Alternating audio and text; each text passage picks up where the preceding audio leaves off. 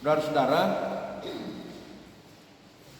pada minggu yang lalu kita sudah melihat ada 9 prinsip Alkitabiah tentang doa. Ya, sebelumnya kita sudah melihat definisi tentang doa, hakikat doa, tetap juga dasar dari doa umat Kristen. Selanjutnya kita sudah melihat 9 prinsip Alkitab tentang doa. Dan minggu lalu itu saya mengakhirinya dengan beberapa mitos tentang doa.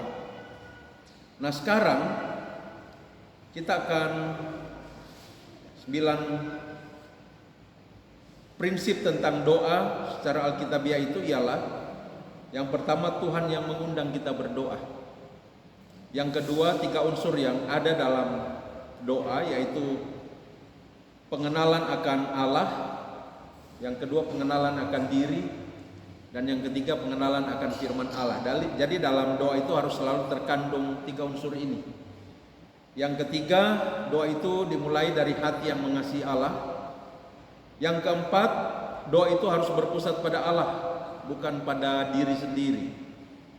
Yang kelima, doa harus merupakan penghormatan kepada Allah. Yang keenam, doa itu harus dinaikkan dengan iman dan pengharapan. Yang ketujuh, doa itu ditujukan kepada Bapa dengan perantaran anak, karena itu kita berdoa kepada Bapa dalam nama Yesus oleh pertolongan Roh Kudus. Yang kedelapan, kita berdoa kepada Allah Allah yang Maha Tahu.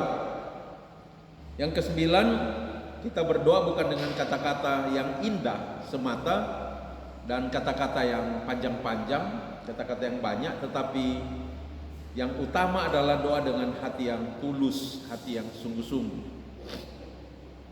Lalu ada beberapa mitos yang sudah kita lihat minggu yang lalu. Yang pertama itu adalah berdoa tengah malam lebih manjur. Itu mitos, tidak benar. Yang kedua, berdoa bersama pakai tangisan keras itu lebih didengar oleh Tuhan. Mitos juga itu, tidak benar. Berdoa harus dengan mata tertutup, itu juga mitos, tidak benar. Mata tertutup bukan berarti salah juga, tetapi mata tertutup bukan, kalau mata terbuka bukan berarti salah. Tidak apa-apa kita berdoa dengan mata yang terbuka. Bahkan untuk doa-doa tertentu saya sudah jelaskan minggu lalu, justru harus dengan mata yang terbuka, jangan tertutup. Kita akan lihat lagi itu sebentar. Keempat, berdoa di tempat-tempat tertentu lebih manjur, itu mitos juga. Di semua tempat kita boleh berdoa. Yang kelima, doa hamba Tuhan lebih manjur, itu juga mitos.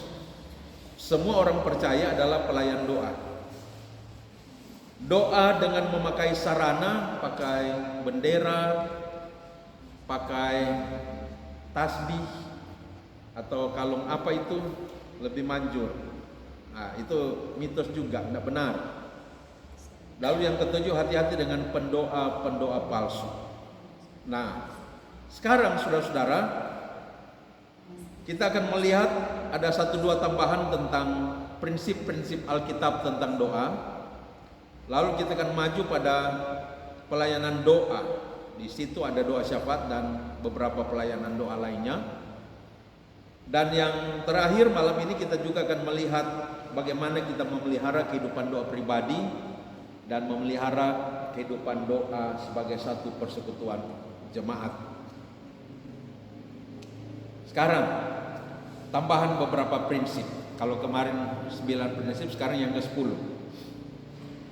Doa yang efektif itu bertumbuh dalam hubungan yang akrab dengan Tuhan Yesus. Yohanes 15 ayat 4 sampai 5 dan ayat 7 sampai 8 berkata demikian. Tinggallah di dalam aku dan aku di dalam kamu. Sama seperti ranting tidak dapat berbuah dari dirinya sendiri kalau ia tidak tinggal pada pokok anggur. Demikian juga kamu tidak berbuah jikalau kamu tidak tinggal di dalam aku. Akulah pokok anggur dan kamulah ranting-rantingnya. Barang siapa tinggal di dalam aku dan aku di dalam dia, ia berbuah banyak. Sebab di luar aku kamu tidak dapat berbuat apa-apa. Jikalau kamu tinggal di dalam aku dan firman-Ku tinggal di dalam kamu, mintalah apa saja yang kamu kehendaki, dan kamu akan menerimanya. Dalam hal inilah Bapa-Ku dipermuliakan, yaitu jika kamu berbuah banyak, dan dengan demikian kamu adalah murid-murid. Jadi ungkapan tinggal di dalam aku di dalam kamu itu menggambarkan tentang keeratan persekutuan, relasi antara kita dengan Tuhan Yesus. Dan kalau kita dan Tuhan Yesus itu ada hubungan yang akrab, intim, maka doa-doa kita itu akan membuahkan hasil, dan bahkan hasil yang limpah. Ya. Nah, jadi ada beberapa alasan Tuhan ingin menjawab doa kita. Yang pertama, buah di sini menunjuk pada kesaksian kita yang akan mengantar banyak orang masuk ke dalam kerajaan Allah. Jadi ketika kita tinggal di dalam Yesus, Yesus tinggal di dalam kita akibat atau ibarat ranting tertanam di dalam cabang, seperti lagu dari anak sekolah minggu ya. Yesus pokok, kitalah caranya, tinggallah di dalamnya, maka akan berbuah. Dan buah-buah itu yang dimaksud di sini adalah datangnya orang-orang yang tadinya tidak percaya menjadi percaya, sehingga menjadi warga kerajaan Allah. Itulah yang dimaksud dengan buah. Dan Tuhan menjawab doa kita agar supaya makin hari makin banyak orang yang menjadi percaya, dan makin hari makin banyak orang yang bertumbuh di dalam percaya. Itulah buah yang dimaksud di sini. Alasan yang kedua, Tuhan ingin menjawab doa kita agar supaya lewat jawaban-jawaban doa itu membuktikan bahwa kita adalah murid Kristus.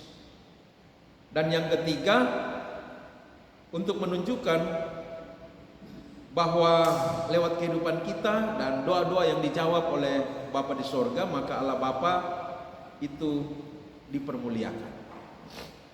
Jadi betul Yesus katakan, mintalah apa saja yang kamu mintakan, kamu akan mendapatkan. Tetapi yang dimaksudkan di sini apa yang saja yang kamu mintakan dalam rangka kesaksian kita. Kesaksian orang percaya itu selalu menyangkut aspek kata dan perbuatan. Kata itulah pemberitaan firman. Kesaksian secara verbal artinya kata-kata. Itulah pemberitaan firman yang kita lakukan, baik lewat khotbah-khotbah maupun lewat kesaksian-kesaksian yang kita ceritakan secara parsial atau secara pertemanan dengan teman-teman kita. Ya mungkin orang yang mendengarkan kesaksian verbal kita ya orang Kristen, tapi orang Kristen yang Kristen tanpa pertobatan. Atau juga mungkin orang yang tidak beragama Kristen, tidak beriman kepada Kristus. Ditambah dengan kesaksian melalui perbuatan-perbuatan kita, perbuatan yang baik, perbuatan yang bernuansa kasih, sehingga akan membuahkan banyak orang yang datang kepada Yesus, menjadi percaya dan menjadi warga kerajaan Allah. Maka Tuhan mau jawab doa kita, karena memang Tuhan mau makin hari makin banyak orang yang menjadi percaya.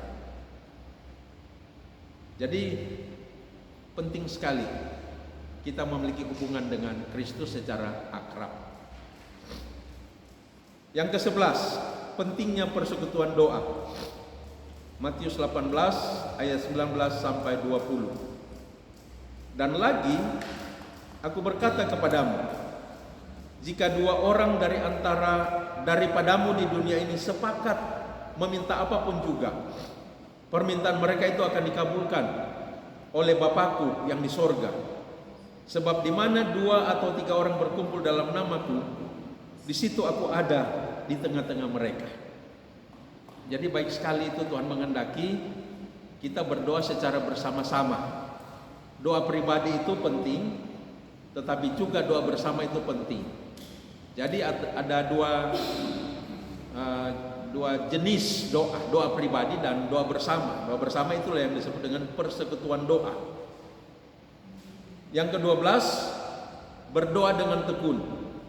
Lukas 18 ayat 1 sampai 8. Yesus mengatakan suatu perumpamaan kepada mereka untuk menegaskan bahwa mereka harus selalu berdoa dengan tidak jemu-jemu. Berdoa dengan tekun. Katanya, dalam sebuah kota ada seorang hakim yang tidak takut akan Allah dan tidak menghormati seorang pun. Dan di kota itu ada seorang janda yang selalu datang kepada hakim itu dan berkata, "Belalah hakku terhadap lawanku." Beberapa waktu lamanya hakim itu menolak. Tetapi kemudian ia berkata dalam hatinya, "Walaupun aku tidak takut akan Allah dan tidak menghormati seorang pun, namun karena si janda ini menyusahkan aku, karena kurang datang-datang terus, dia rasa terganggu. Baiklah aku membenarkan dia, supaya jangan terus saja ia datang dan akhirnya menyerang aku." Kata Tuhan, "Camkanlah apa yang dikatakan hakim yang lalim itu. Tidakkah Allah akan membenarkan orang-orang pilihannya yang siang malam berseru kepadanya? Dan adakah ia mengulur-ulur waktu sebelum menolong mereka? Aku berkata kepadamu, ia akan segera membenarkan mereka. Akan tetapi, jika Anak Manusia itu datang, adakah ia mendapati iman di bumi?" Nah,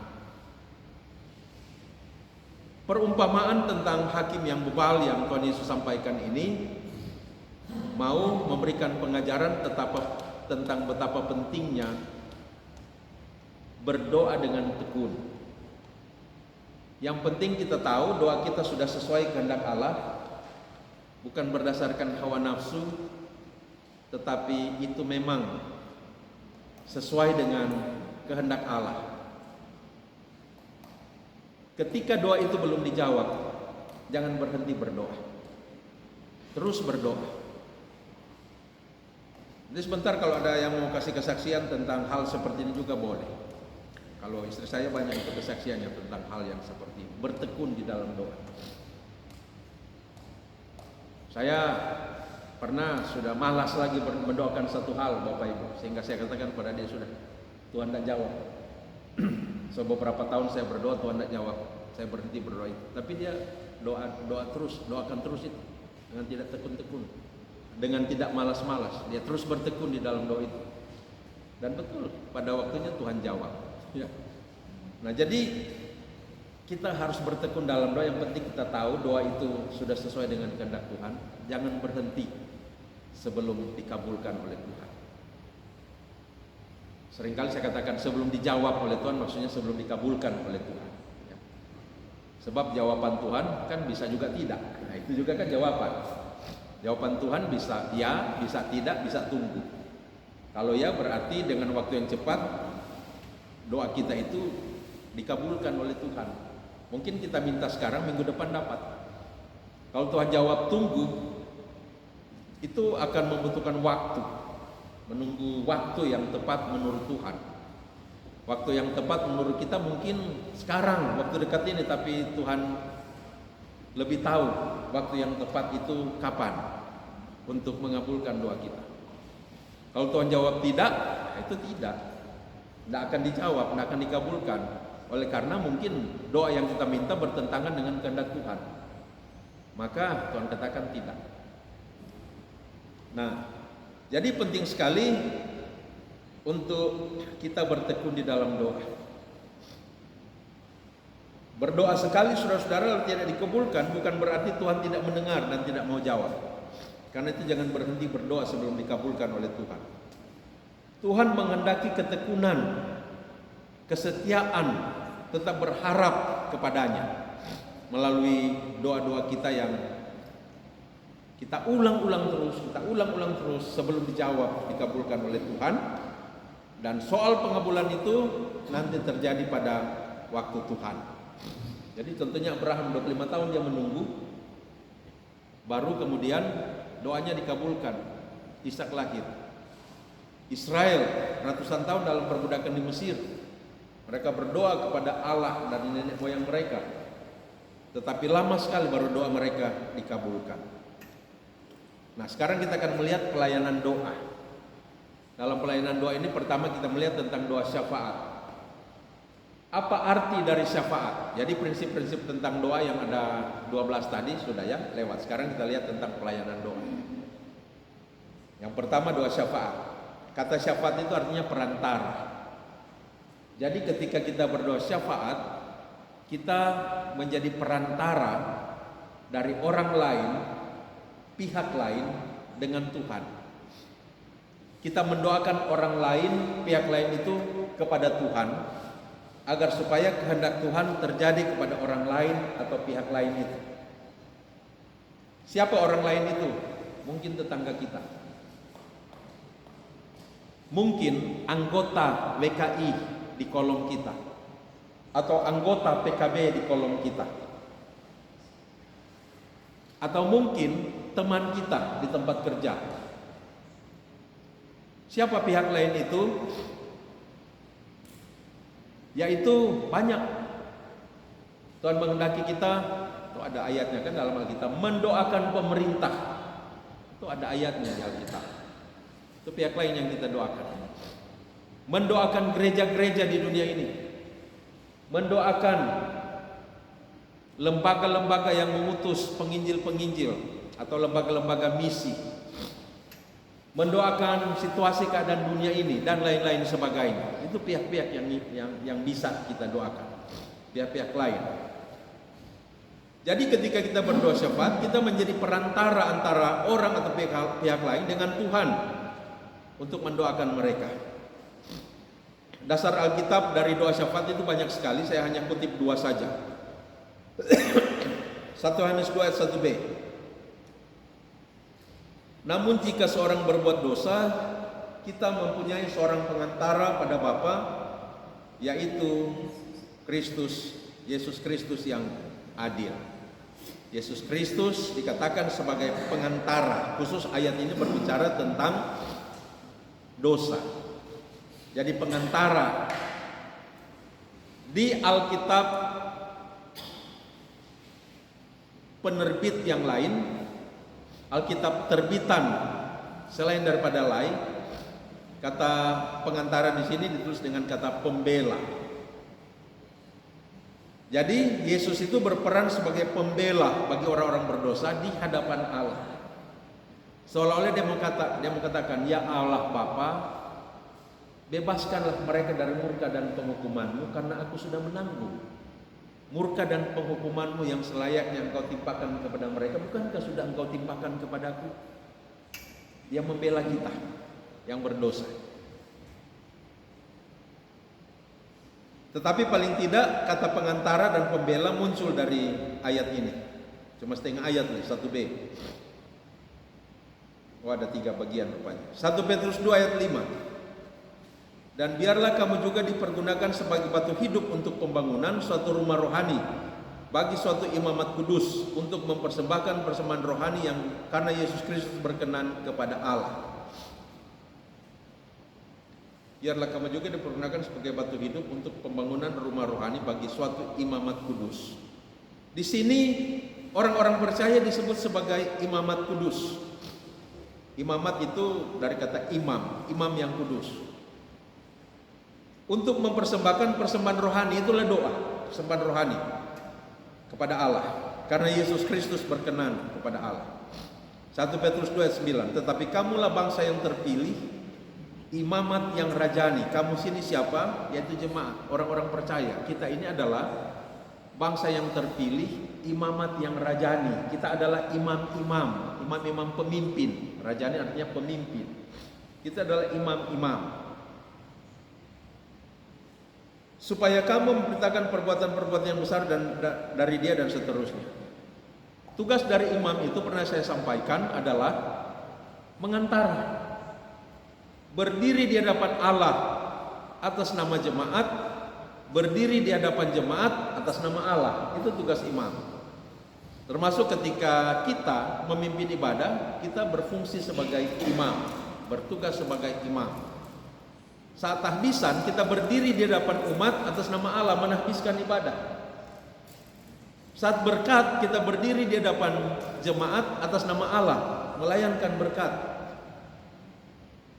Saat memerintahkan firman berkhotbah sama dengan Ibu Maya tadi, maka kita berdiri di hadapan jemaat atas nama Allah memberitakan firman.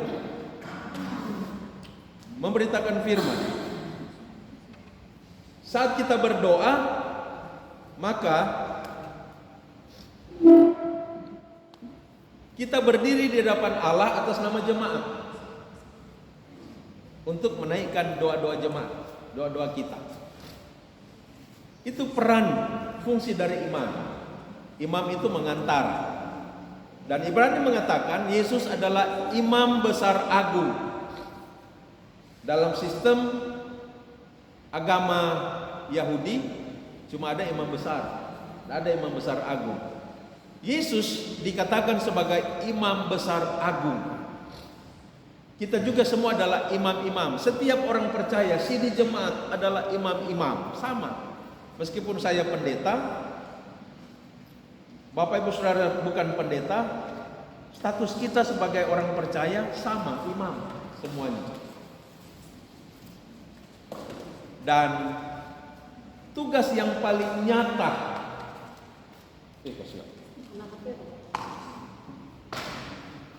saudara-saudara, tugas yang paling konkret daripada imam itu adalah berdoa. Pelayanan yang paling utama dari seorang imam adalah berdoa, saudara-saudara. Doa syafaat, mendoakan jemaat, mendoakan pendeta-pendeta, mendoakan penatua-penatua, mendoakan diaken-diaken, mendoakan UPK-UPK, mendoakan komisi-komisi. Banyak sekali orang mendoakan. Karena itu, ya nanti kita lihat sebentar. Nah, karena itu tugas semua orang percaya. Karena itu tugas yang paling agung adalah juga berdoa. Karena semua orang percaya dipanggil untuk berdoa. Tidak setiap orang percaya dipanggil untuk berkhotbah, tapi setiap orang percaya dipanggil untuk berdoa. Karena itu doa adalah pelayanan yang paling agung, paling besar, juga paling mulia. Siapa yang mau memberi diri dalam pelayanan doa, mulia sekali dia. Kenapa mulia sekali? Karena ketika dia melakukan pelayanan doa secara pribadi, tidak ada orang yang lihat. Dia menjadi pelayan yang tidak membutuhkan pujian, penghormatan, pengakuan dari manusia. Dia berdoa sendiri di rumah dalam jam doanya, berdoa syafaat. Dia sementara melaksanakan tugas pelayanan, mulia sekali. Atau ketika dia berdoa bersama dalam kelompok doa, komisi doa 1 minggu 1 kali misalnya, cuma 2 orang yang berdoa. Tidak semua jemaat yang berdoa di balik layar, tidak di tengah-tengah peribadahan. Mereka sendiri yang berdoa. Sehingga saya pernah katakan minggu lalu, tugas berdoa itu adalah tugas di balik layar. Tugas memimpin ibadah, jadi kadim, jadi prokantor, jadi kantoria. Itu tugas di hadapan umum jemaat. Ada godaan di sana, godaan apa? Mau jadi prokantor pakai baju yang mahal-mahal supaya orang lihat. Itu godaan itu. Yang saya kira semua tentu kita sadari supaya tidak jatuh dalam godaan itu. Pakai lipstik yang mahal, pakai apa itu hijau-hijau, barias secantik mungkin. Pernah ada di jemaat yang lain, prokantornya pakai roknya mini sekali. Saya tegur, tidak boleh seperti itu. Memang bapak-bapak jadi semangat hadir di ibadah minggu, tetapi tidak boleh melayani seperti itu. Ya, harus pakai baju yang sopan. Sampai ada yang tanya, jadi bagaimana dan Pak Pendeta? Kalau orang bapak kantor, kantornya bagaimana? Pakai putih hitam kalau perlu, supaya tidak tergoda menunjukkan penampilan yang indah. Tidak salah juga kalau kita terlihat indah Bapak Ibu. Tapi kalau motivasinya sudah seperti itu, maka motivasi melayani Tuhan itu sudah tercemar dengan kepentingan diri. Tapi doa di balik layar, tidak perlu orang lihat, tidak perlu bagaya. Begitu juga dengan jadi kadim. Ya. Ada godaan-godaan untuk mendapatkan pujian, godaan kesombongan berarti kita bisa terjerumus dalam kesombongan, dalam egoisme. Karena itu saya katakan pelayanan doa adalah pelayanan yang paling mulia dan pelayanan yang paling akbar, paling agung. Karena semua orang percaya harus menjadi pelayan doa. Biar dia tidak masuk komisi doa, salah-salah sama mau masuk komisi doa. Biar tidak masuk komisi doa, ditugaskan untuk berdoa di rumah masing-masing.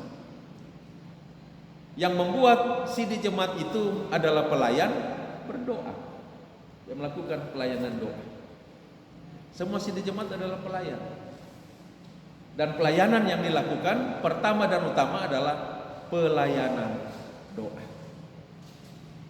Nah, jadi kita adalah imam-imam yang bertugas menjadi perantara antara orang lain, pihak lain dengan Tuhan. Itulah yang disebut sebagai berdoa syafaat. Nah, jadi saudara-saudara, kita dipanggil oleh Tuhan untuk mendoakan orang lain atau pihak lain. Caranya pribadi dan bersama. Bersama itulah yang disebut persekutuan doa. Dalam rangka berdoa syafaat, kita perlu memiliki kepekaan, tetapi juga mengembangkan kepekaan. Kata lain dari kepekaan adalah sensitivitas. Kita harus sensitif, kita harus peka dengan lingkungan sekitar, lingkungan yang dekat-dekat, dan dengan situasi kondisi dunia global. Yang dimaksud dengan kepekaan di sini supaya kita tahu apa yang Tuhan ingin kita doakan. Ketika di lingkungan sekitar kita, dengan kepekaan kita melihat, aduh, orang pe lorong ini, orang pe lingkungan ini, tuh bapak-bapak kurang ajar tiap malam, bapak miras. Tergerak, saya akan doakan. Aduh, di mana-mana, napa tuh ini keluarga ini, DP anak, so tinggal sama-sama dengan DP cewek. Tergerak untuk doakan.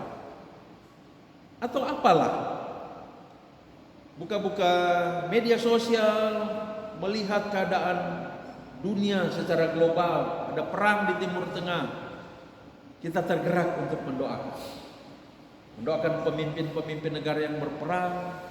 Kita doakan agar supaya perang tidak semakin menjadi. Macam-macam banyak hal yang perlu kita doakan berkaitan dengan satu hal itu. Ya, jadi kita perlu mengembangkan kepekaan kita. Mengembangkan kepekaan itu dengan cara selalu bertanya pada Tuhan, Tuhan apa yang aku mau doakan hari ini? Itu secara pribadi. Apa yang aku mau doakan hari ini? Dalam persekutuan doa juga kita perlu bersama-sama membicarakan apa yang akan kita doakan selain daripada titipan dari badan pekerja. Nanti badan pekerja memberikan pokok-pokok doa. Selain itu apa yang akan kita doakan? Itu keluarga ini, itu keluarga itu. Aduh, kita dengar tuh ibu ini selesai tinggal di suami. Kita dengar tuh suami dari keluarga ini rupa ada lain. Nanti kita lihat sebentar juga, kalau kita doakan pribadi-pribadi seperti itu yang kita kenal, nama-nama itu cuma kita bawa dalam doa, jangan bawa di luar. Tadi orang dah doakan, soalnya kok bapak ini kata so bahukul deh. Nah, itu tidak etis. Jadi seorang pendoa itu harus tahu menyimpan rahasia. Ya, ada keluarga yang minta tolong kepada komisi doa, tolong doakan kasihan orang pe keluarga ini ada masalah ini. Maka kita doakan, tidak perlu ambur ke orang lain masalah keluarga itu. Nanti sebentar kita lihat itu. Jadi kita perlu mengembangkan kepekaan. Tuhan ingin saya mendoakan apa hari ini? Lihat situasi sekitar kita, lihat dunia secara global, bangsa dan negara dan seterusnya. Bertanya kepada Tuhan apa yang Dia ingin kita doakan. Nanti Dia berikan ide dalam pikiran atau Dia memberikan sebuah perasaan yang sangat kuat. Lalu kemudian kita tuliskan pokok-pokok doa itu supaya tidak lupa untuk kita doakan. Mendoakan pokok-pokok doa tersebut bisa kita lakukan dengan berbagai cara. Yang pertama, model konvensional seperti biasa. Satu orang pimpin doa dari awal sampai akhir, yang lain mengikuti. Walaupun ada yang kurang mudah pasiko ya, so amin. Baru dia buka mata. Nah, itu kelemahan dari cara berdoa konvensional seperti itu. Apalagi doa syafaat cukup panjang. Ya, kelemahannya yang lain cuma jadi pendengar, tidak ikut berdoa, bukan cuma jadi pendengar tapi juga jadi pantidur, sehingga kurang kasih bangun sudah so amin. Karena itu perlu menerapkan metode-metode berdoa yang lain, misalnya doa berantai, satu orang satu pokok doa secara bergantian, bisa diselingi lagu di setiap pergantian pokok doa, atau bisa diselingi lagu di setiap 2 atau 3 pendoa. Karena kalau satu pendoa lagu, kong lagu lebih panjang sekali, 3 jam baru kelar tuh doa. Ini doa yang cukup lama. Menerapkan cara berdoa seperti ini boleh, bagus, tetapi kalau semua sepakat. Jangan bilang, aduh sebentar kita mau pimpin ibadah ini, jangan pakai metode ini. Kalau ada kesibukan jangan pakai metode ini. Tapi kalau semua punya waktu yang cukup, boleh pakai metode ini. Yang ketiga, berdoa secara kelompok. Satu kelompok mendoakan satu atau beberapa pokok doa. Jadi pemimpin doa bagi kelompok, nanti sebentar orang praktek. Yang kelompok di kanan mendoakan tentang ini, kelompok di kiri mendoakan tentang ini, berdoa dengan suara kedengaran, pakai bahasa masing-masing, ya, supaya tidak ada yang tidur. Sebentar kita praktekkan itu. Yang keempat, doa bersama sekaligus diarahkan oleh pemimpin doa. Bapak Ibu, kita akan mendoakan tentang sidang sinode istimewa akan dilaksanakan gereja kita doakan panitianya, kita berdoa sama-sama. Bapa di sorga, kami berdoa panitia sidang sinode istimewa dalam rangka ini, semua buka mulut, keluarkan suara pakai bahasa masing-masing, pakai kata masing-masing, jadi rame, ya. Setelah mulai teduh, kita doakan pesertanya agar supaya semuanya boleh menghadiri undangan sidang sinode istimewa tersebut dan tidak ada yang tidak hadir karena sakit. Kita doakan supaya mereka semua sehat dan lain-lain sebagainya. Mari kita angkat suara, kita berdoa lagi. Mari kita doakan materinya agar supaya sungguh-sungguh tata gereja kita ke depan makin baik dan makin sesuai dengan kehendak Tuhan. Kita angkat suara, kita berdoa, begitu seterusnya. Ya, setiap pokok doa didoakan secara bersama-sama. Ya. Nah, sebelum kita masuk ke materi berikut, orang praktekkan dulu ini. Ya, orang belajar. Ya. Khusus yang 3 dan 4 itu. Untuk poin ketiga dan keempat, berdoa secara kelompok dan berdoa bersama secara sekaligus. Karena itu supaya seimbang, yang lain di sini pindah di sini. Boleh? Berdiri. Mulai dari Mulan Jamila, lalu kemudian Tingkan Mambo, pindah sini. Pindah. Helena. Ya. Mulan lah. Iya. Iya.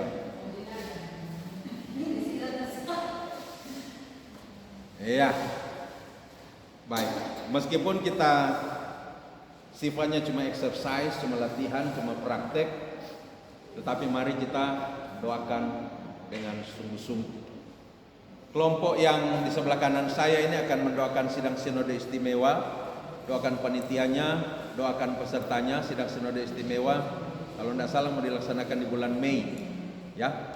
Doakan waktu pelaksanaannya, panitianya, pelaksananya, materinya, agar supaya tata gereja kita ke depan makin disesuaikan dengan kehendak Tuhan dan makin baik bagi kelancaran pelayanan gereja kita ke depan. Sementara yang di sebelah kiri akan mendoakan tentang pergumulan bangsa, pergumulan dunia ini, peperangan di Timur Tengah sana, agar supaya Tuhan memberikan hati yang dikuasai roh perdamaian kepada pemimpin-pemimpin bangsa yang terlibat dalam peperangan itu, agar supaya perang itu tidak bertambah besar tetapi makin hari makin berkurang sampai terjadi perdamaian. Oke, siap ya? Mari kita sama-sama angkat suara mendoakan ini dengan suara yang kedengaran sesuai pokok doa yang sudah dibagikan. Kelompok kanan dan kelompok kiri, sekali lagi kelompok kanan tentang sidang sinode istimewa, kelompok kiri tentang peperangan yang terjadi di Timur Tengah. Mari kita angkat suara, kita berdoa bersama-sama. Kita mulai.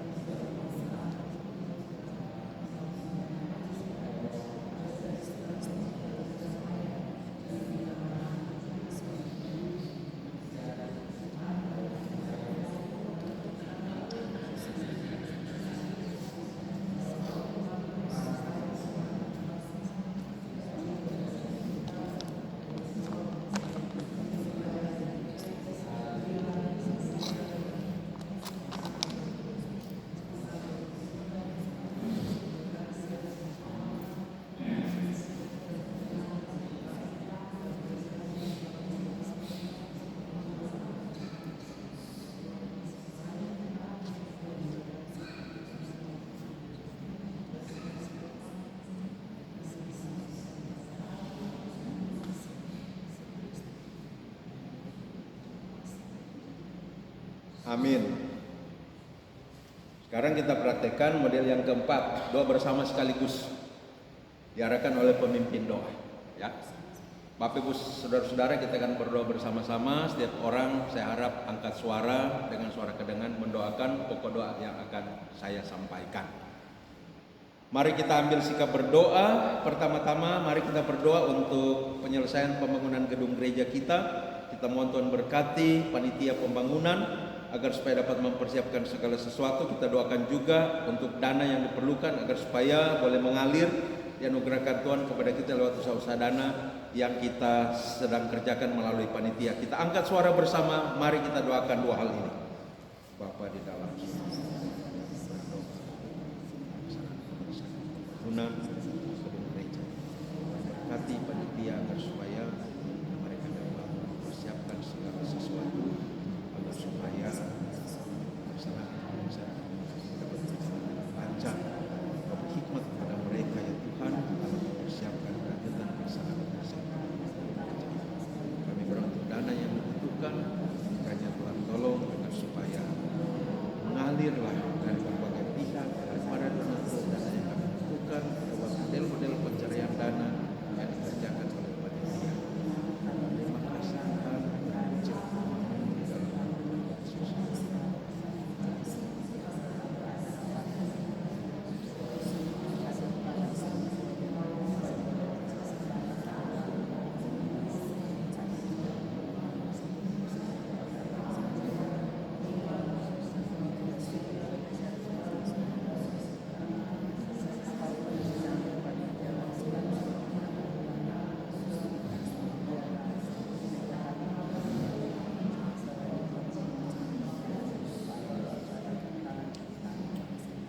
Jemaat yang dikasih Tuhan, mari kita doakan untuk konsep gambar menara yang akan dipresentasikan oleh panitia pembangunan dalam sidang majelis jemaat hari Minggu lusa, agar supaya gambar itu dapat disetujui, ditetapkan, dan sekaligus juga dengan anggarannya. Kita berdoa Roh Kudus bekerja dalam proses pembahasan tersebut. Kita angkat suara, kita doakan hal ini. Kita mulai.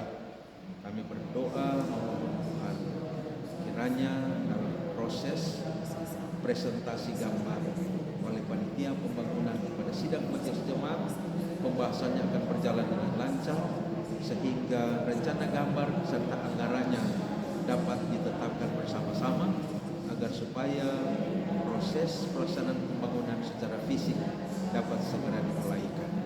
Terima kasih Tuhan, terpujilah nama.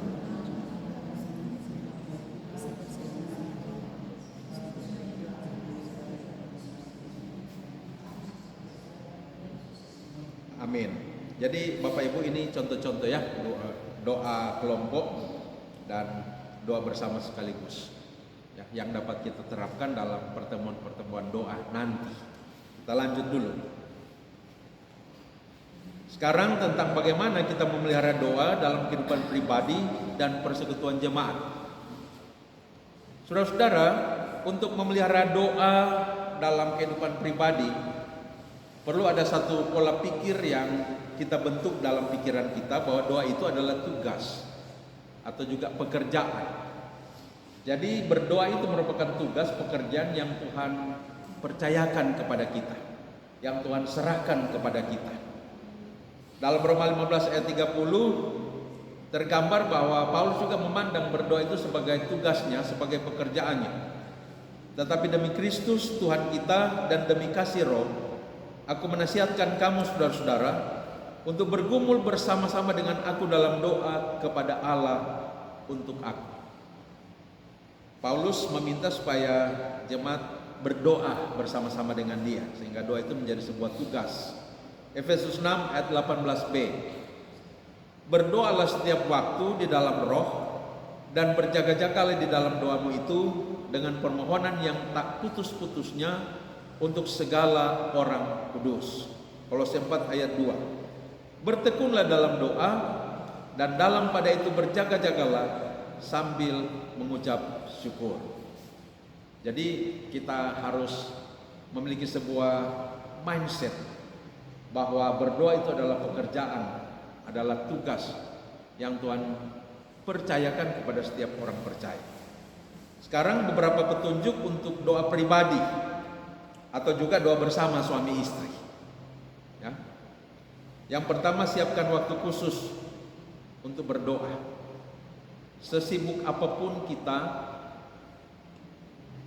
pekerjaan kita dalam mencari nafkah,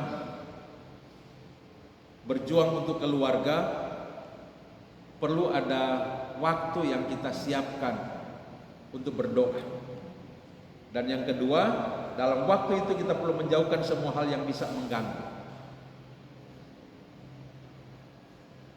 Yang ketiga, kita perlu mempersiapkan diri dalam menyiapkan waktu untuk berdoa itu supaya kita sendiri tidak mengantuk. Berarti waktu yang paling bagus, waktu yang paling baik untuk berdoa itu adalah pagi hari, ya, pagi hari. Malam hari juga boleh. Kalau saya dan istri saya malam hari, dan pagi saya lanjut dengan doa pribadi, ya, pagi hari. Dia masih tidur, saya sudah bangun berdoa. Waktu itu boleh kita menjawab tantangan Tuhan Yesus, tak sanggupkah kalian berjaga-jaga denganku barang 1 jam saja? Tetapi setengah jam juga boleh, 15 menit juga boleh. Yang penting kita berdoa dengan sungguh-sungguh. Kalau 15 menit berarti lebih menjurus pada garis-garis besarnya saja. Kalau setengah jam, orang boleh sedikit lebih menguraikan lagi, walaupun tidak harus detail sekali, karena kita sudah lihat Tuhan itu Maha Tahu. Tapi meski Maha Tahu, jangan orang kemudian berlindung dari pengetahuan tentang Tuhan Maha Tahu. Orang cuma asal-asal berdoa sehingga cuma garis-garis besar saja. Sebab kesungguhan hati berdoa akan membuat kita mengalir dalam doa-doa yang lebih agak rinci. Itu akan kita alami, ya. Tapi tidak perlu rinci sekali juga, kecuali waktu kita untuk berdoa panjang sekali. Setengah jam juga boleh. Saya jujur saja tidak sampai 1 jam. Tidak jarang cuma 15 menit, tapi kadang-kadang lebih dari setengah jam. Tapi kalau 1 jam tidak sampai. Kecuali kalau kita di pastoris ini sendiri, nah, itu memang kita dapat waktu lama untuk berdoa. Ya, jam 5 pagi misalnya sebangun untuk berdoa. Jadi siapkan waktu khusus untuk berdoa, jauhkan semua hal yang bisa mengganggu, persiapkan diri supaya tidak mengantuk dan konsisten tiap hari. Bisa juga Bapak Ibu tetapkan waktu di malam hari sama masuk tidur, tapi jaga jangan sampai so lelah, so mengantuk lagi. Kalau DP amin nanti besok atau udah berdoa mau kurang tetap begini. Ya. Jadi paling bagus itu waktunya pagi sebenarnya jam 5 jam setengah 6. Sekarang memelihara kehidupan berdoa dalam jemaat. Kita sudah lihat tadi orang percaya adalah imamat yang rajani. Karena itu semua orang percaya adalah pendoa atau pelayan doa. Nah, dalam ibadah bersama bisa libatkan seluruh jemaat berdoa seperti doa yang sudah kita latih tadi. Dari mimbar mungkin berikut saya akan mulai ajak jemaat terlibat dalam doa. Mungkin ada pokok-pokok doa yang akan dipimpin tunggal secara konvensional oleh Kadim, oleh saya. Tapi ada pokok-pokok doa tertentu yang saya akan ajak untuk kita doakan bersama-sama dengan suara yang kedengaran. Nah, kalau saya lakukan itu Bapak Ibu yang sudah berlatih ini, tolong mengeluarkan suara yang kencang ya, untuk mempengaruhi jemaat yang lain yang belum terbiasa. Ya, agar supaya jemaat lain begitu dah. Orang mulai sekeluar suara lagi. Ya, jadi nanti kalau kita praktekkan itu dalam ibadah minggu atau di ibadah kolom, Bapak Ibu yang sudah latihan, tolong kasih keluar suara yang cukup kencang. Lama-lama akan terbiasa. Ya. Lalu kemudian kita juga akan membentuk komisi doa yang berdoa secara reguler. Komisi doa sekarang belum ada program itu, kita masih menyesuaikan. Nanti periode berikut kita angkat komisi doa lagi, kita bentuk komisi doa lagi. Entah apa akan kita satukan komisi doa dengan komisi PI sehingga namanya KPDP, Komisi Pelayanan Doa dan Penginjilan. Ada jemaat yang menamakan KDPI, Komisi Doa dan Pekabaran Injil. Atau akan kita pisahkan? Kalau menurut saya lebih baik pisahkan. Ada komisi doa, ada komisi PI. Ya, karena komisi doa ini tugasnya berat. Tiap minggu dorong berkumpul berdoa, entah di gereja atau bergilir di rumah-rumah, termasuk rumah-rumah Pelsus. Tiap minggu ada pokok-pokok doa yang tetap, yang reguler, tetapi jangan kita terjerumus karena kurang tiap minggu doakan pokok doa itu, lalu kemudian so jadi kebiasaan sehingga berdoa so jadi mekanis, tidak melibatkan hati, tidak melibatkan kesungguhan lagi. Tapi saya yakin ada pokok-pokok doa yang baru sesuai dengan kepekaan kita, kepekaan dari komisi-komisi doa ini, anggota-anggota komisi doa ini. Jadi nanti periode berikut ada komisi doa, di kolom-kolom akan ada tim doa, atau kalau BIPRA UPK BIPRA, UPK Bapak, UPK Ibu. Kalau tim doa bisa juga disebut UPD, Unit Pelayanan Doa. Di tiap kolom mungkin 2 orang atau 3 orang. Nanti mereka akan bersama-sama Pelsus melakukan perkunjungan doa, baik doa orang sakit maupun doa orang yang berhari ulang tahun. Ya, itu di tiap kolom itu. Dan dalam pertemuan-pertemuan doa mereka akan gabung dengan komisi doa. Sama seperti UPK WKI. Di ibadah tingkat jemaat yang UPK WKI di kolom gabungkan dengan komisi WKI aras jemaat. Begitu juga dengan tim doa atau unit pelayanan doa yang ada di kolom. Nanti dalam pertemuan-pertemuan doa itu mereka akan gabung, mendoakan setiap jemaat, mendoakan nama-nama anggota jemaat yang tidak suka beribadah di gereja, tidak suka beribadah di kolom. Doakan. Orang so kunjungi kok ndak doakan, ndak sinkron, pelayanan yang tidak didasarkan dengan doa. Orang mau kenakan disiplin gereja, lalu kita tidak pernah doakan, berdosa orang. Mau kenakan disiplin gereja, marto orang sendiri ndak pernah doakan orang, berdosa. Maka doakan, kunjungi, lakukan penggembalaan. Sehingga sudah lakukan penggembalaan, masih belum lagi muncul, tingkatkan ke penilikan. Sudah laksanakan penilikan, tidak ada perubahan, masuk pada pendisiplinan. disiplin gereja. Ekskomunikado, keluarkan. Tapi kalau orang yang tidak doakan, berdosa tuh orang. Jadi semua pelayanan kita harus dilandasi dengan doa, sehingga gereja kita betul-betul kita laksanakan pelayanannya secara rohani, bukan semata-mata secara organisasi. Ada program, maka kita laksanakan pelayanan berdasarkan program. Tanpa didoakan, itu organisasi itu. Tetapi gereja akan menjadi sebuah organisasi yang rohani, yang spiritual, justru melalui pelayanan doa. Setiap ibadah didoakan, setiap khotbah didoakan. Kalau perlu setiap ibadah minggu ada 2 orang yang ditugaskan berdoa, duduk di satu di belakang sana, satu di belakang sana berdoa supaya tidak ada yang jalan-jalan, supaya Roh Kudus arahkan orang pe hati dan pikiran. Tidak ada yang jalan-jalan saat ibadah, tidak ada gangguan dari iblis dan lain sebagainya. Sebab Bapak Ibu kadang-kadang beberapa kali saya memimpin ibadah, sementara khotbah ada yang pingsan. Sementara menyanyi, ada yang jatuh. Dapat tanya ke Tuhan, ada apa ini Tuhan? Apakah ini semata-mata karena dia tidak semokol kong datang, kong pingsan, atau memang ini pekerjaan gangguan, serangan kuasa kegelapan? Iya kan? Jadi perlu ada tim doa di dalam ibadah minggu. 2 orang ditugaskan untuk bisa doa secara berjadwal tiap hari minggu. Yang mendoakan kadi, mendoakan situasi, mendoakan alat-alat. Kadang-kadang iblis serang di alat, kadang-kadang iblis serang di listrik, sehingga mati lampu. Kemarin Daniel kasihan pertama kali naik mimbar lagi, kongso pakai rekaman HP dari atas sana, ya mati lampu. Ya, bisa saja itu bukan kebetulan, bisa saja itu serangan kuasa kegelapan. Oleh sebab itu perlu segala pelayanan kita dilandaskan dengan doa. Karena itu doa adalah pelayanan yang paling mendasar, pelayanan yang paling besar, paling agung, pelayanan yang paling mulia. Ya.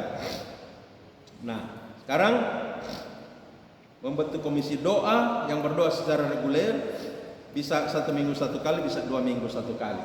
Maka kalau saya suka berdoa 1 minggu 1 kali, kalau memang orang-orang rindu berdoa.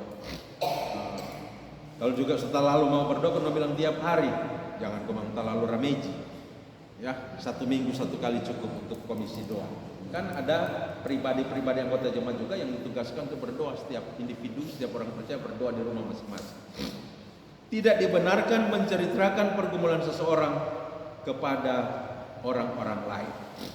Dalam pertemuan-pertemuan doa itu, setelah doa syafaat, biasanya bisa saja ada anggota dari kelompok doa itu, kita saling mendoakan 2 orang atau 3 orang kalau ganjil. Saling mendoakan. Saling mendoakan itu bisa bertanya apa yang ingin didoakan.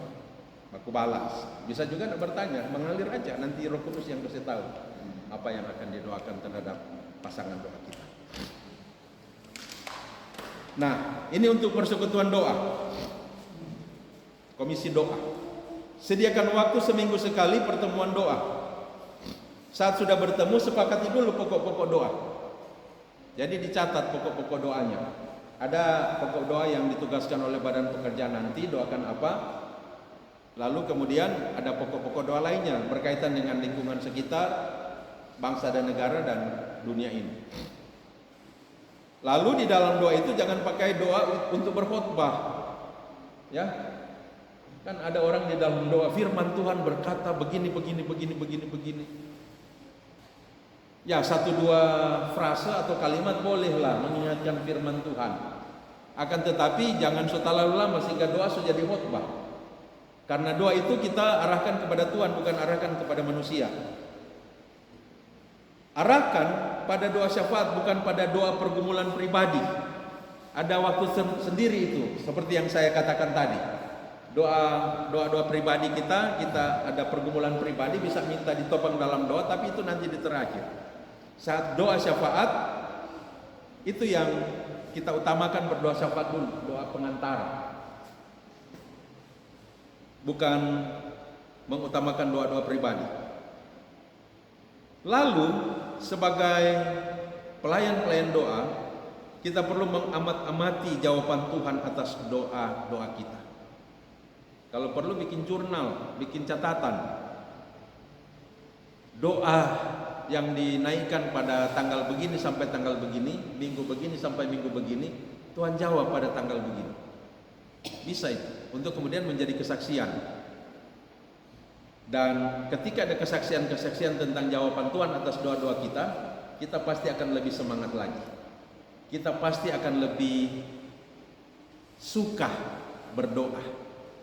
Ya, karena kita melihat bagaimana Tuhan bekerja menjawab permohonan-permohonan doa kita. Pasti akan ada jawaban. Sesekali bisa pakai nats perikop Alkitab untuk menaikkan doa-doa kita. Ini metode lain lagi. Doa menurut perikop Alkitab, sama seperti perikop di minggu ini ya. Orang mulai berdoa ayat demi ayat. Setiap ayat orang kenakan. Misalnya para pemimpin agama itu mengajukan saksi-saksi palsu. Mari kita berdoa agar supaya dalam kehidupan bergereja tidak ada orang-orang yang berbicara hal-hal yang palsu, dusta, bohong dan sebagainya, melainkan seluruh anggota jemaat, seluruh pelayan Tuhan selalu memiliki integritas, berbicara yang jujur dan dijauhkan dari sifat-sifat dusta, bohong, kepalsuan. Ya. Lalu di ayat terakhir, para prajurit memukul Yesus, meludahi Yesus, dan mereka mencelanya. Sebutkan siapa yang memukulmu? Karena dong setutu dulu orang mempermainkannya. Kita berdoa agar supaya Tuhan tolong setiap anggota jemaat kami Bukit Kemuliaan tidak ada yang mempermainkan kasih karunia Tuhan. Semuanya hidup dalam kesungguhan hati ikut Tuhan, dan tidak ada yang suka melakukan penganiayaan secara fisik maupun penganiayaan secara batin. Dijauhkanlah jemaat ini dari kekerasan. Bisa kita lakukan itu. Satu kali orang angkat Mazmur 23. Tuhan gembala yang baik. Tiap ayat orang doakan. Jadi doa syafaat. Tuhan adalah gembala yang baik. Mengapa kok ayat 1? Kita kan penghafal ayat. Ya? Takkan kekurangan aku. Tuhan tolong supaya dalam pemeliharaanmu kami keluarga tak kekurangan. Baik kekurangan secara jasmani maupun kekurangan secara rohani. Dan ini yang kami mohon Tuhan, berikan kepada kami kelimpahan rohani, yaitu hati yang rindu belajar firman secara limpah, agar supaya kami terus dibawa pada air yang segar, yaitu firman-Mu, air kehidupan. Dan seterusnya. Itu namanya doa penguraian Alkitab. Walaupun itu lama, bagus itu. Itu salah satu metode doa yang dapat kita pakai untuk berdoa syafaat. Sekarang tentang kunjungan pelayanan doa. Dalam jemaat tentu ada tugas-tugas pelayanan doa, baik pendeta maupun pelayan khusus, dan nanti komisi doa dan unit-unit pelayanan doa, yaitu pelayanan doa kepada jemaat yang sakit. Teknis, kalau jemaat sakit kita mengunjunginya, harus itu. Dan ketika mengunjunginya jangan langsung kami datang untuk menopang dalam doa. Mari kita berdoa. Untuk tahu apa dia sakit, tong semua langsung berdoa. Tanya dulu sakitnya apa, sejak kapan sakit. Dan selalu perlu ada asumsi dalam diri kita, penyakit itu bisa disebabkan oleh dua hal. Oleh hal-hal yang sifatnya jasmania yang harus ditangani secara medis, tapi bisa juga oleh karena hal-hal yang sifat rohania, yaitu oleh karena pekerjaan kuasa kegelapan. Walaupun asumsi itu harus didominasi dengan pikiran-pikiran yang wajar, jangan selalu iblis. Tetapi ada asumsi ini karena ya namanya manusia, tetap bisa saja jatuh sakit kalau nyanda urus diri baik-baik. Ya, jangan selalu orang datang langsung pikir ini karena pekerjaan iblis, teking iblis. Akhirnya tiba pada kesimpulan karena pekerjaan iblis tidak perlu berobat, pulang juga. Banyak berdoa orang tengking selalu. Akhirnya karena karena pergumulan sakitnya sebenarnya adalah sakit secara medis yang perlu diobati secara medis, so pulang cuma berdoa terus, akhirnya sakit bukan baik, makin hari makin parah, akhirnya mati. Kalau ada berobat dengan tekun boleh sampai umur 80 toh, umur 60 so game over karena tidak berobat baik-baik. Jadi seorang pendoa itu perlu memiliki kecakapan, hikmat untuk melihat ini sakit medis atau sakit non medis. Non medis artinya karena pekerjaan iblis. Ya. Saudara-saudara, ini ada kaitan dengan pengusiran setan. Yang ketiga itu, kalau seseorang mengalami pergumulan sakit atau kerasukan, maka biasanya ditandai dengan hal-hal seperti apa? Secara umum, mulai dari dokter bilang so periksa darah, so scan, yang tidak ada sakit, normal-normal. Ini tanda yang secara umum. So berapa kali periksa darah, Bapak? 1 kali, diperiksa ulang. Pergi ulang di rumah sakit, kalau perlu rumah sakit lain. Kalau rumah sakit itu boleh juga, periksa ulang. Biasanya dokter yang manusia terbatas atau petugas-petugas medis laboratorium melakukan kesalahan pemeriksaan, bisa saja terjadi, ya, namanya manusia terbatas. Periksa ulang kalau perlu sampai 3 kali. So 3 kali periksa darah, kalau dokter bilangnya tidak ada sakit, padahal badan so lemah sekali, berarti itu kecenderungannya penyakit non medis, pekerjaan kuasa kegelapan. Sekarang kedua, orang cari tahu dulu, kalau sakitnya ini disebabkan karena pekerjaan iblis, pekerjaan kuasa kegelapan, suangki, atau orang backing, atau santet, atau apapun itu karena ada pintu yang terbuka di dalam diri kita untuk iblis masuk dan membawa penderitaan dalam bentuk sakit penyakit. Pintu apa itu? 1, kalau seseorang berkecimpung dengan hal-hal gaib. Hal-hal gaib seperti apa konkretnya? Dia pergi pada dukun-dukun, dia punya pegangan-pegangan dukun kasih, dia simpan mantra-mantra, maka itu menjadi pintu yang terbuka untuk iblis masuk, merasuk, membawa sakit atau membuat kerasukan. 2, hati yang terluka, luka batin. Kalau menyimpan amarah, kebencian, dendam terhadap seseorang yang pernah melakukan kesalahan, itu menjadi pintu yang terbuka untuk iblis masuk, mendatangkan penderitaan dalam bentuk sakit, penyakit, atau apapun itu. Karena Bapak Ibu Saudara-saudara, secara batin, hati yang luka ini ibarat daging yang berdarah. Nah, ini daging berdarah. Coba orang lempar di tempat sampah, anjing langsung perubutin, kucing-kucing dan sebagainya, dong suka sekali. Begitu juga hati yang luka, iblis suka sekali. Kalau sampai ada iblis lihat, aduh DP hati yang luka, simpan amarah dendam, iblis mau tiba tanpa di situ, karena dia dapat makanan paling lesat, paling bergizi dalam kehidupan iblis itu, roh jahat itu adalah hati yang terluka, luka batin. Itu jadi pintu yang terbuka terhadap iblis. Ya. Yang ketiga, dosa yang belum terselesaikan. Yang dimaksud dosa yang belum terselesaikan di sini bukan ya tadi kita ada sempat tabah dusta.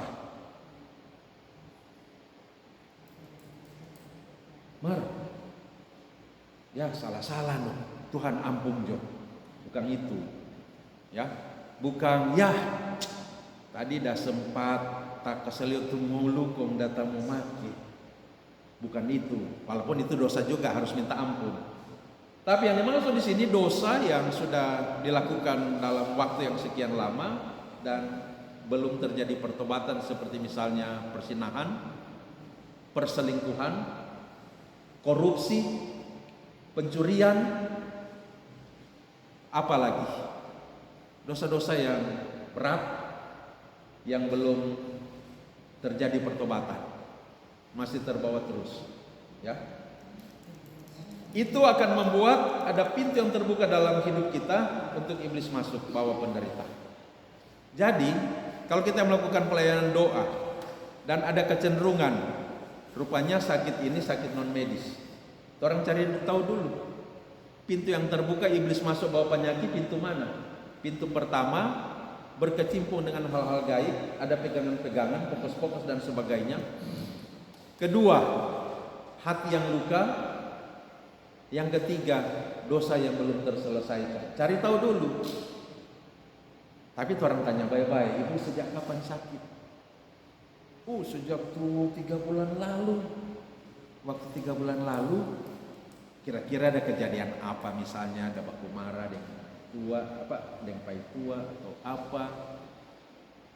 Atau pernah pipa dukun? Nyanda pendeta, kalau pak dukun nyanda. Kalau dosa, apa ada dosa yang belum terselesaikan? Apakah pendeta? Kita memang anggota jemaat biasa, rajin masuk gereja, rajin belajar firman, nyanda no. Kalau sakit hati, simpan amarah. Ini kita menceritakan kita punya pengalaman. Lagi cuma nangis. Siapa ibu? Dia ini berarti. Pendeta tahu kita guru. Kita sebenarnya selama calon kepsek. Dia selalu depa kita pendeta. Tapi kepsek itu dia. Dia selalu dep sehingga bukan kita yang diangkat, orang lain yang dia angkat. Dia selalu jatuhkan kita ke nama baik terhadap atasan, dikanwil dan sebagainya. Kita marah sekali, kita sakit hati sekali pada dia pendeta. Ini rupanya pintu ada terbuka, yaitu sakit hati. DP sakit apa Bapak Ibu? DP sakit, DP kaki jadi bangka. Dia dari Talaut datang berobat di sini. Kita anggota jemaat dulu waktu di Bukit Kalvari. Tapi kita langsung dapat tahu itu memang sakit yang non medis. Karena pagi-pagi dia telepon, pendeta tolong datang lihat akan kita. Semua orang suka luar, DP suami so kerja, DP anak-anak kuliah waktu itu. Kita pilih ya. Pendeta, dia bilang, coba pendeta lihat. Jendela sudah buka semua. Sebab secara etis dia perempuan, kita laki-laki. Jadi kita buka semua jendela, pintu, gorden-gorden kita buka semua. Sebenarnya boleh itu. Kita harus panggil teman sebenarnya. Karena dia perempuan, kita laki-laki. Tapi apa boleh buat? Cuma kita sadar dan sifatnya urgen. Lalu dia bilang, coba pendeta berdiri di pintu. Iya, kita berdiri di pintu. Pendeta dapat lihat tuh kursi di luar, dapat lihat. Di sini lemari baju ada kaca, dapat lihat tuh pendeta dapat lihat. Pendeta dia bilang, di kaca kita lihat ada orang duduk di luar. Kita berdiri biar setengah mati, bagian itu kita lihat, ya nggak ada pendeta. Sampai sekarang masih ada tuh orang yang duduk sekarang. Pendeta dapat lihat, ya enggak, kita enggak lihat, dia ada lihat. Orang duduk di luar dapat lihat di kaca lemari dari depan tempat tidur. Serta dia pilih langsung ya enggak ada. Dia bilang, pendeta berdiri tapi bulu nyawa nih dia. Oh begitu dah, sudah berarti ibu sakit ini mungkin faktor non medis. Tapi cerita tadi itu yang dia cerita. Kita sakit hati sekali pada dia pendeta. Oh begini ibu, orang mau usir setan supaya ibu baik. Masa kaki sobangka begini kalau dokter bilang hasil pemeriksaan darah yang tidak ada apa-apa. Orang mau usir setan yang bawa penyakit ini Pak Ibu. Tapi setan bawa itu karena ada pintu yang terbuka Pak Ibu ke kehidupan. Untuk dia datang, dia masuk Pak Ibu ke kehidupan. Dan pintu yang terbuka itu adalah sakit hati Ibu. Hati yang luka. Ini hati yang luka ini mesti kasih bayar dulu. Ibu harus memaafkan dulu, ampuni dulu. Kalau orang mau usir setan, kok tutup tuh pintu. Itu yang orang making. Kita tuntun dia dalam doa. Apa yang kita doakan dia aju sama di anak-anak, sama dengan doa Tuhan. Kan tidak apa-apa kalau begitu tuh Bapak Ibu. Ya. Lalu kemudian saya usir setan, saya tengking dalam nama Yesus. maka sudah, sederhana saja, selesai, pulang. Yakin ya ibu? Percaya. Sekarang coba lihat, ulang di kaca. Masih ada dia? Senyanda pendeta. Tetap dia takut pada Tuhan Yesus. Tapi pertanyaannya, ibu masih buka tuh pintu, masih sakit hati. Kita berusaha pendeta, berusaha mengampuni ya, tuntun dalam doa pengampunan, ajak dia berdoa untuk memberi pengampunan. Kalau ibu pulang talaut, kalau perlu kasih perbuatan-perbuatan yang baik pada dia, berbuat baik buat dia. Dia pendeta, betul-betul sampun itu sudah aman, berat, mau baik, sudah kita naik ke atas. Karena tapi pastori di atas waktu itu, pulang pastori, jam 4 sore dia telepon, pendeta, apa? Kita mau cerita, apa? Kita ada buang air, kong keluar kamari pakai tapi kotoran, kain merah pendeta, data ikat. Itu kalau orang di laut bilang tali bagu. Oh nanti ibu kita turun supaya bercerita langsung supaya kita mengerti. Kita turun bercerita, dia bilang tali bagu. Apa tuh tali bagu ibu? Itu kalau kata orang di kampung pendeta, kalau suka anak tuh dia mati, nggak mau hidup, mau mati. Itu bilang racun rohani dan bukan racun jasmani. Oh jadi keluar kita rasa apa ini? Jadi kita lihat, kita korek dengan kayu, ternyata tali bagu pendeta. Oh berarti sudah suka luar untuk setan. Sudah. Kurang kaget DP berapa hari kemudian DP bangka seturun, supaya itu ibu kemudian kerja seperti biasa. Jadi ini pengalaman saya. Walaupun saya sebagai manusia ada kalanya juga salah dalam mendiagnosa. Nah ini di Bukit Muria, di Kalabaru baru-baru. Ya waktu saya pelayanan di sana. Ada itu Oma, saya dengan pendeta Andre. Pendeta kita jadi orang-orang kacili di dapur. Hah? Iya pendeta, kacili bagaimana? Kecil-kecil rupa popi-popi kecil begini. Oh, kalau orang bilang kaboter tuh orang-orang pendek, anak juga sekecil itu. Iya toh? Tapi kita anggap itu sebagai penyakit non medis. Berdoa, tanya lagi, apa yang jadi pintu terbuka? Kepala ini Oma ragu-ragu mau jawab, sadar sama 3 pertanyaan ini, dia bilang dosa tuh pendeta. Dosa kapan? Waktu muda tuh. Oh berarti kupu-kupu yang Oma ini waktu muda tuh. Pikir-pikir, waktu muda. Dosa stop. Dia cuma bilang lesto, dosa stop pendeta. Serta kita berdoa dengan pendeta Andre, habis doa usir setan, tutup pintu. Coba pilih ya ulang, masih ada? Dia bilang ada pendeta. Saya ada orang-orang kecil, bapak jalan kan. Ya astagfirullahaladzim. Serta pipa dokter, nih Om Aleko soalnya ada kartu apa BPJS, orang susah le kasihan. Tom bilang, nantong diurus. Pendeta Andre baca tadi siapa pala waktu itu kepala yang diurus, ibu apa yang sekeluar yang di dinas sosial, penato kolom 1 itu. Keluar DP surat, DP kartu itu. Akhirnya dia berobat, serta berobat ternyata DP mata yang bermasalah. Kita bilang mata bagaimana itu kalau lihat orang-orang kecil. DP mata yang bermasalah akhirnya sudah pakai kacamata. Ya, ternyata penyakit medis, kita sangka penyakit non medis. Makanya usir-usir setan berapa kali ada terus. Jadi sebagai manusia terbatas saya juga ada kalanya salah mendiagnosa. Begitu juga dengan kita, bisa salah saudara-saudara. Minta ampun juga Tuhan, so salah. Tapi kan tetap ada DP berkat orang dah pergi. Dia dapat kartu apa itu? BPJS tapi apa sudah KIS? Apa itu? KIS. Ya. Sehingga dia boleh pipa dokter. Ya. Ada jalan-jalan Tuhan. Salah marahnya dia baik juga. Bapak Ibu ternyata masalah mata. So, mesti pakai kacamata, ganti kacamata atau apa. Jadi seperti itu. Kalau ada jemaat yang sakit, kita harus berpikir terlebih dahulu ini sakit secara jasmani, tetapi bukan tidak mungkin secara rohani. Jangan langsung semua setan. Ya semua setan. Nanti akan saya jelaskan juga. Karena secara psikologis segala sesuatu yang telah mencuri fokus kita, maka sesuatu itu sudah menguasai kita.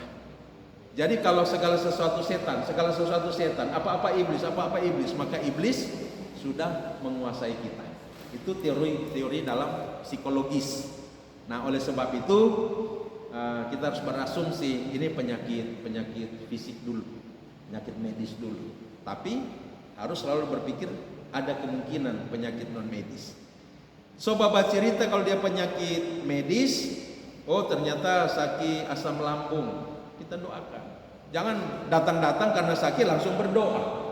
Orang tahu apa DP sakit, so langsung berdoa ada. Saya mendapati pelayan doa seperti itu. Datang-datang langsung berdoa. Oh, mau doakan apa? Orang yang tahu dia pergumulan, cuma tahu sakit. Jadi harus seperti itu ya. Anggota jemaat yang alami pergumulan, nah bisa juga pergumulan-pergumulan itu oleh karena faktor kekurangan hikmah, tetapi juga oleh karena faktor kuasa kegelapan. Bisa saja. Jadi prosesnya seperti tadi itu.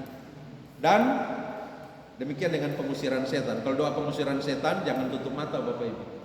Mesti pasang kuda-kuda yang dia garo pat orang, ya. Jadi harus siap. Jangan tutup mata kalau doa pengusiran setan. Saya sudah pernah jelaskan. Selesai.